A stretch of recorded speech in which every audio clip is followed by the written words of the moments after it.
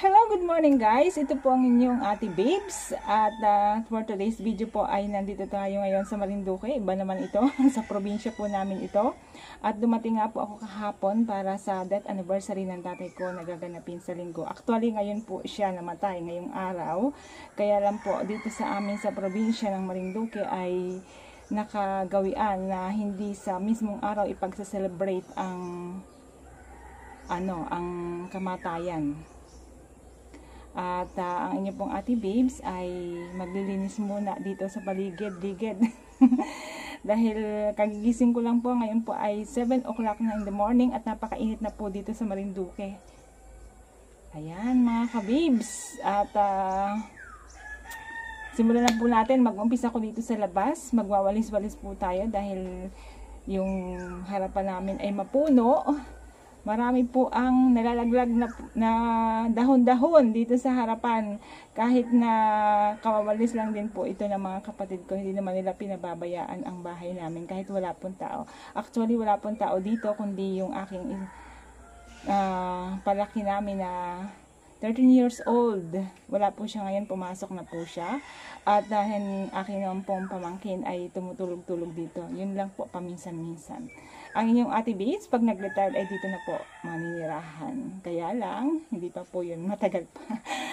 Ayan mga ka-babes. Update lang po muna tayo at samahan niyo po akong gawa ng konti dito sa bahay bago umalis. At mayroon din pong pupuntahan ng inyong Ate Babes, maya-maya lang.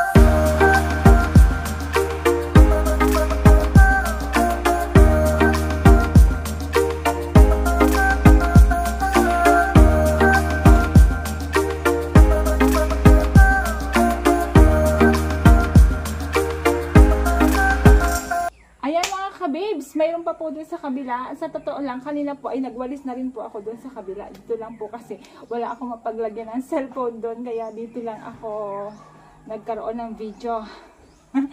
Pinagpapawisan na po ang inyong ate babes. At ito naman po ang ating gusto. Imbis na mag-exercise tayo ay nagwalis-walis at maglinis-linis ng paligid.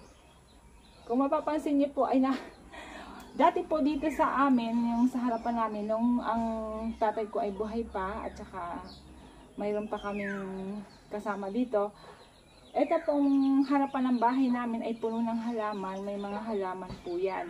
Kaya lang, wala na pong mag-asikaso before, at nagtag-init, tinatanggal na po, dahil hindi na siya magandang tingnan. Actually, siguro magpapanibagong tanim na naman ang inyong ate babes. Yung mga halaman ko po dito pinatanggal na.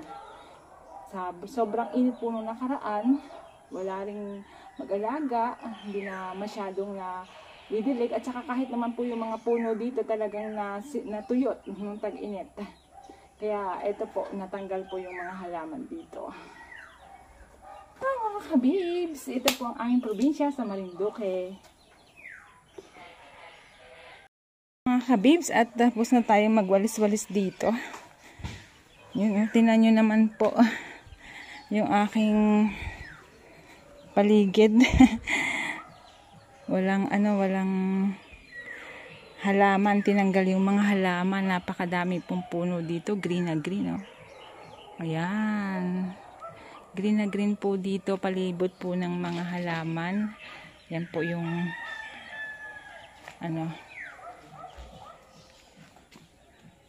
yun, oh. Uy, chubatote! Ayun, oh. Yung tsuhin ko po yun. Nag-vlog-vlog ako dito, oh. Kapatid po ni tatay.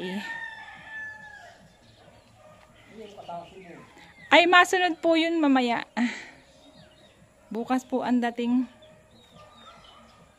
Ayan. Sobrang init na mga kabibs. Pasok tayo sa bahay. Hindi pa po ako nag-almusal. At inuna ko po yung magwalis-walis. Ayan, ito po yung aming bahay. Actually, wala pong nakatira dito nga kasi yung nanay at tatay ko ay ito po sila. Ayan, mamaya po ay may padasal dito. Kaya nandyan siya. Piniprepare ko na yan. Ayan ang nanay ko at ang tatay ko. Ang nanay ko po ay namatay noong 2019 at ang tatay ko naman ay 1 year pa lang namamatay. Biling ko nga kasama ko sila ngayon dito. Kasama ko sila ngayon dito. Ayan. At mag-isa po ang inyong ate babes. Kakain po muna ako.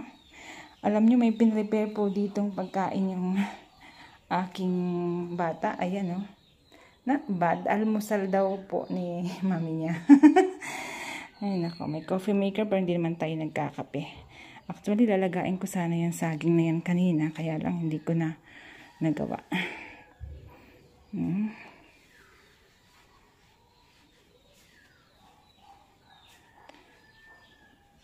init mga kabibs. Ang init-init. Sige, kakain po muna ako mga kabibs. Mag-aalmusal po tayo. Yung ibang gamit po dito ay nakatago. Dahil nga walang tao, walang mag-alaga. Tapos na tayong kumain mga kabibs at nabusog po ang inyong ate babes. Actually, wala po ako mapagpwestuhan ng cellphone ko for against the light. Pasensya na po kayo at medyo malabo po yung aking video pero i-upload ko pa rin. Ayan mga kababes, thank you po sa inyong lahat. Thank you po sa pagsama sa aking vlog na parang hindi naman masyadong interesting. Thank you po sa aking mga kapwa-vloggers na sumama sa aking kahapon sa aking first ever live. At sa mga nanonood, sa mga supporters, sa mga viewers, sa lahat po ng mga sumusuporta sa ating Ate Babes vlog. Thank you po sa inyong lahat.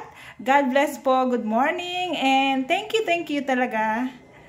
Dito pa rin po ang inyong Ate Babes sa Marinduque. Bye! Till next video.